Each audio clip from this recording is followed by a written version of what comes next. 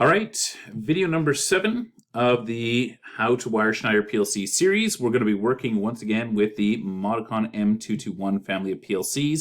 And today what we're going to take a look at is wiring AC outputs using a relay model of Modicon over here.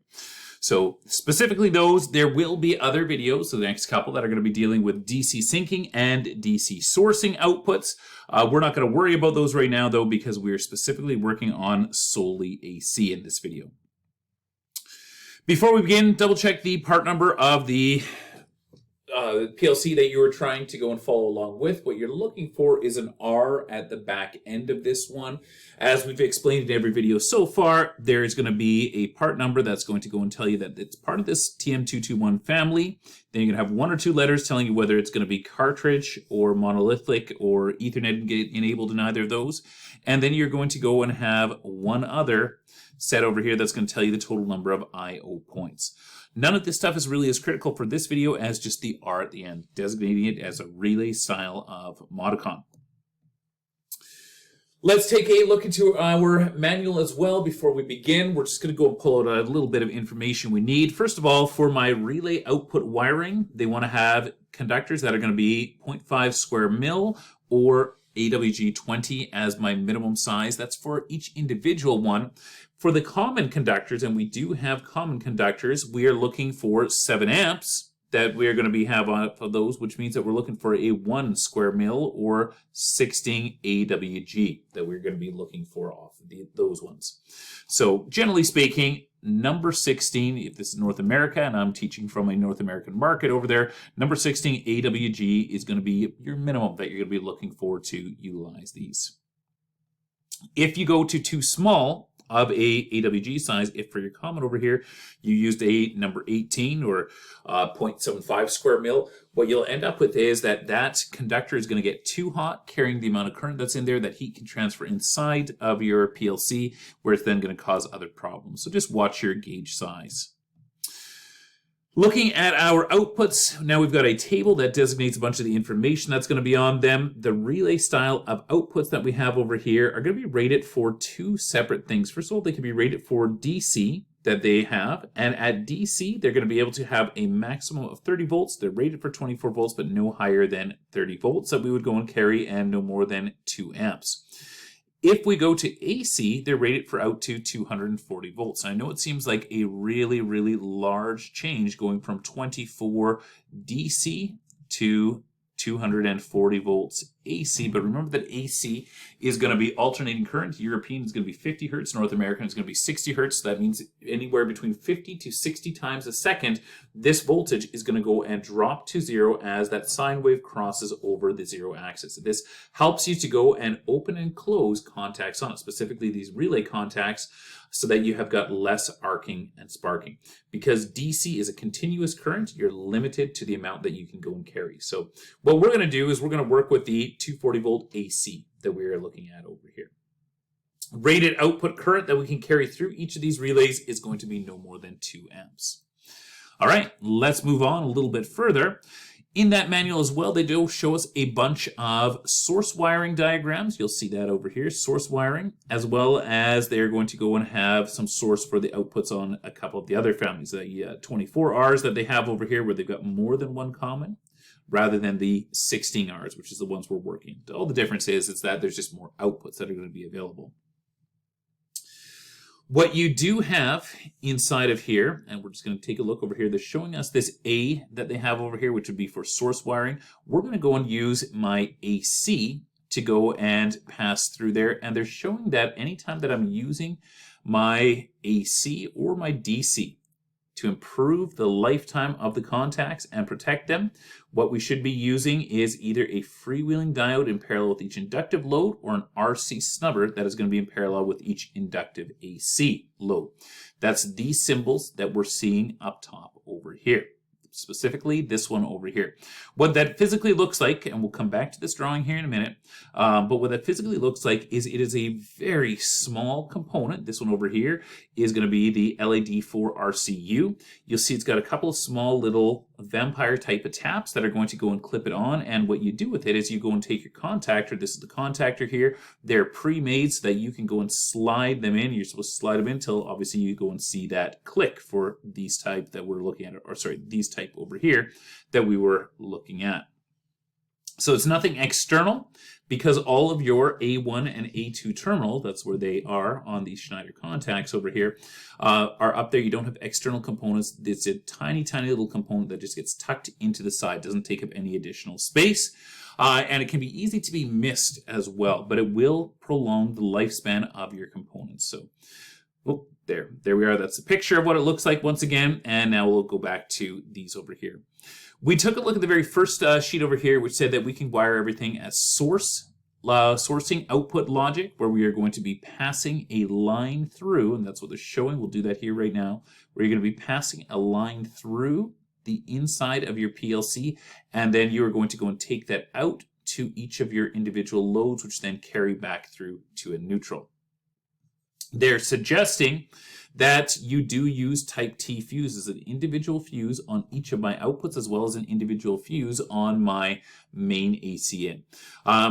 It's not super common to go and see individually fused outputs necessarily. It is far more common to go and have a larger fuse at the very beginning and then go to those individual ones. But it's really going to be based upon the type of installation you're doing, whether it's something simple where it's not a critical system and then nobody's going to get hurt, or whether it's going to be, like a highly critical food processing and medical prison systems, stuff like that where you really have to worry about it. So we're going to move off of this page as well. It is possible to go and do negative logic or syncing, where we have got a negative that we would go, so a common of the DC supply that we would go and tie back in. However, here in Canada, for us to go and switch the neutral, if this is going to be 120 volt, we'll just draw that out over here, 120 volt AC over here, we are going to go and have line 1, which is going to be my hot line, and then we're going to go and have my neutral, which is going to be, the neutral that we're going to have connected. It is illegal under our Canadian electrical code to go around switching the neutral unless you're breaking the lines itself. So we are not going to go and use negative logic or switch the neutrals for this video because it breaks Canadian electrical code, and we really don't want to deal with that. Okay, let's move on to the actual hardware over here. So we've gone over all of those. The very first one that we have is going to go and be TM221 R style. The R style is a special type. It is the only one in the family that takes AC inputs directly into it.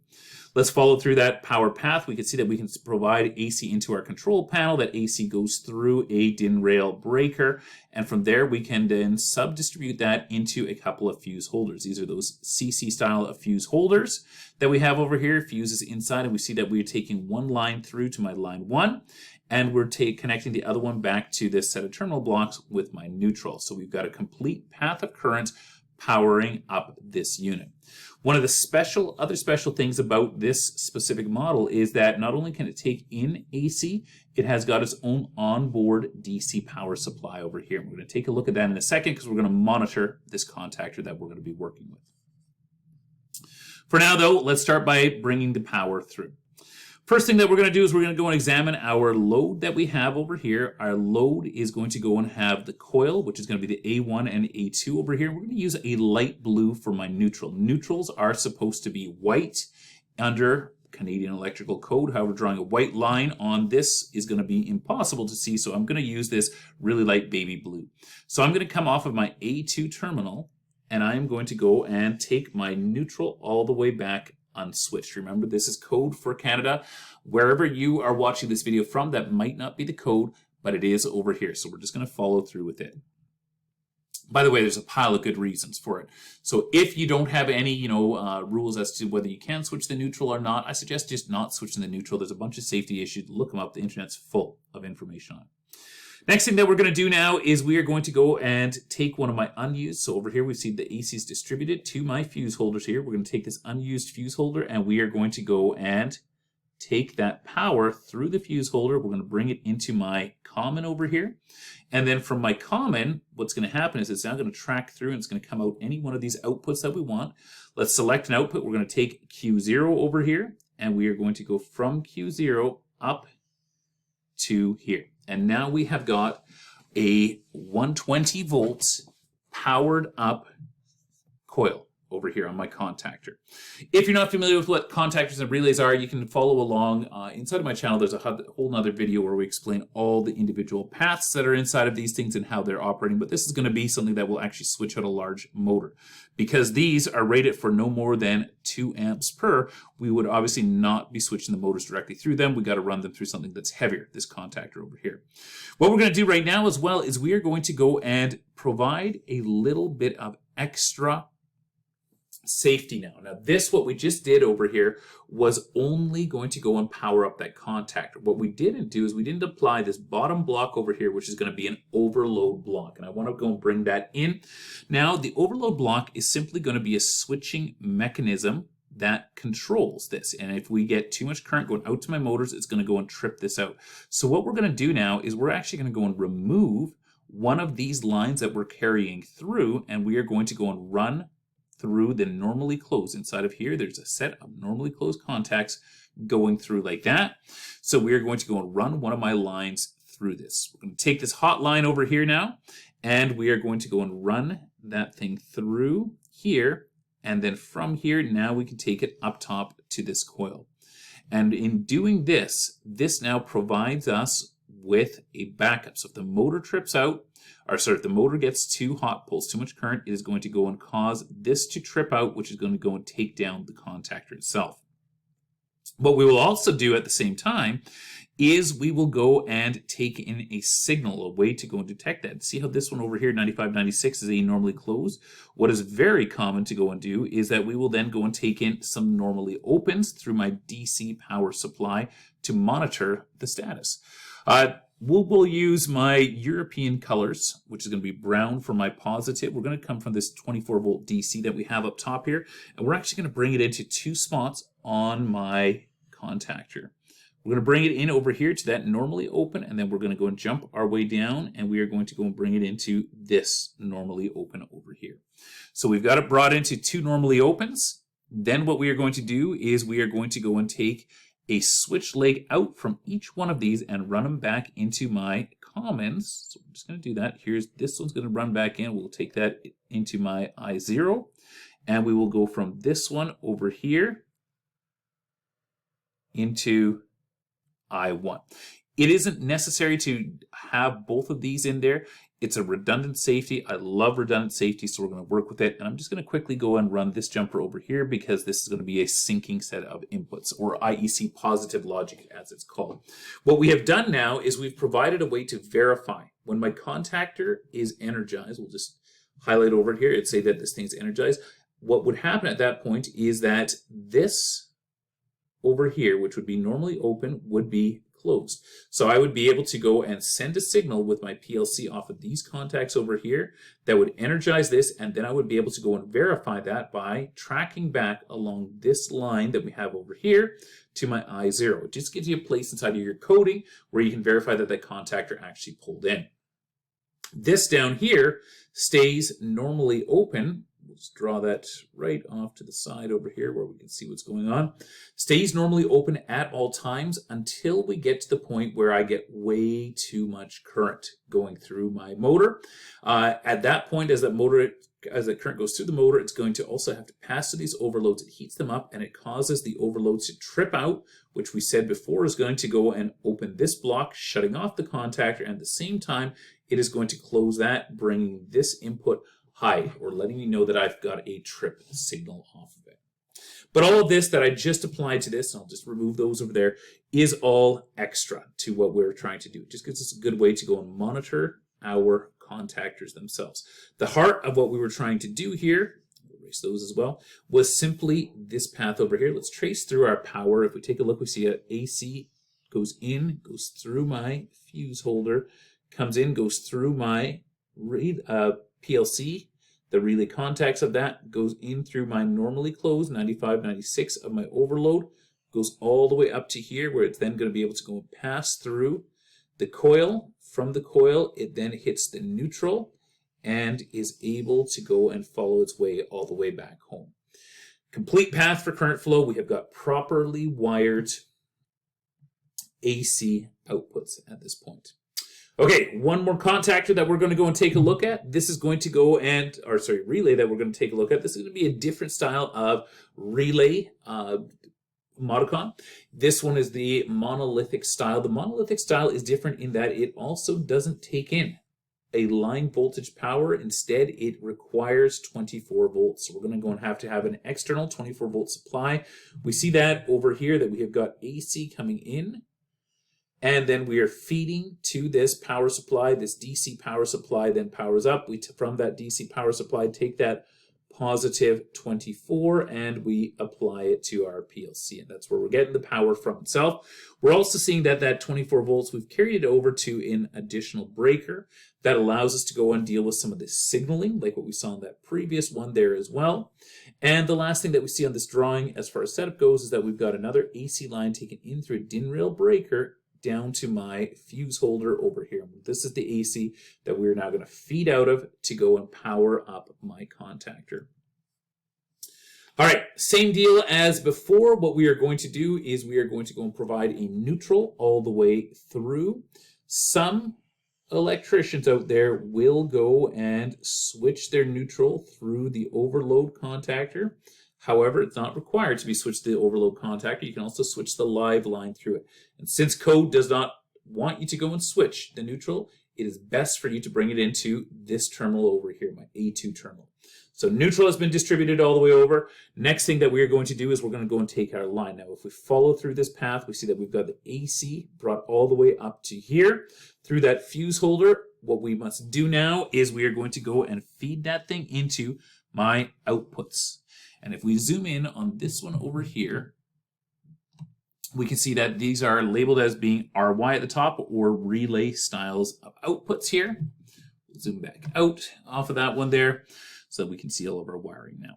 So we'll take this AC from here. We're going to go and take it into one of my common terminals. We'll take it into common number 1. And then from common number 1, it then travels through the inside of my PLC and it comes back out onto Q0, Q1, Q2, Q3. So we could select one of these that we're going to switch it out. We'll switch it out of Q0, which we can then take either directly around to here, which will give us just operation, or if we're looking for safety, which is what we should be doing, we would take this thing around all the way down to my normally closed on my overload block, and then from my normally closed on my overload block, we are then going to go and feed back out there and up to my coil. And so if we follow this path for current through, now we see that we've got a live line being taken in, being switched through my PLC, being sent out of the PLC, taken down to my normally closed overload contacts, being sent up through the overload contacts to my coil, where it's then going to go and power up my coil and return current back along my neutral. Over here, neutral is identified over there at that point. Okay, that is your proper AC wiring path that we have for this one. We'll remove all of that. We're not looking for any of that highlights anymore. Last thing that we are going to go and do here is we are going to take a look at those inputs. Remember those inputs that we said that we were using for monitoring before? We'll draw those over right now. Those would be done through DC because my inputs are always going to go and be DC for these ones. I'm going to make this into a syncing style of DC. So that means that our common is going to have to go to negative. Now we could take it from this common all the way back to the main negative, but it turns out that that main negative is already here, so we're just going to stick it underneath this screw terminal here for now, just to keep the drawing a bit cleaner. Usually I don't like to take anything off of the power terminals because you want to keep those kind of clean and isolated, but we'll put it here for the time being. What we would then be able to do, so now we've got this set up for syncing, is we could then go and take my DC that I have over here and we can bring that around to my contactor and we can drop off a stinger here. And, well, actually, why don't we take it to a different one here? We'll take it from here. It'll just be a cleaner drawing. And drop off a stinger over there. And then we will jump up and drop off a stinger over here. Excuse me. What this does is this now means that we got positive DC sent out to those ones. All we need to do now is go from each of these back into my PLC inputs. We'll take one into that one. We will take one into another input. Let's put that into I3. These two that we have over here, this set of normally open contacts is only going to close when there is an overload that has been sensed. So I would go and tie that inside of my PLC to something that is going to be an alarm or a safety that I'm going to go and have. This one over here is going to close. We would apply my DC through there anytime that that contactor closes, so it would be a handy way for me to monitor that that load that I've called for is actually being powered up. Okay, but like we said in the previous video, these ones that we just drew inside of here really are not the heart of this video. We'll erase them over here so that we're back down to the very basic wiring that we were looking for. The heart of this video was that AC path that we see tracked through here. All right, that is it for switching AC through these. Remember, you can't go higher than 240 volts when you're switching them through. In North America, if you are going to be switching through 240 volts, you would have to double up on your fuse holders, because over here 240 volts is going to be a line-to-line value of voltage. So make that modification yourself in the field.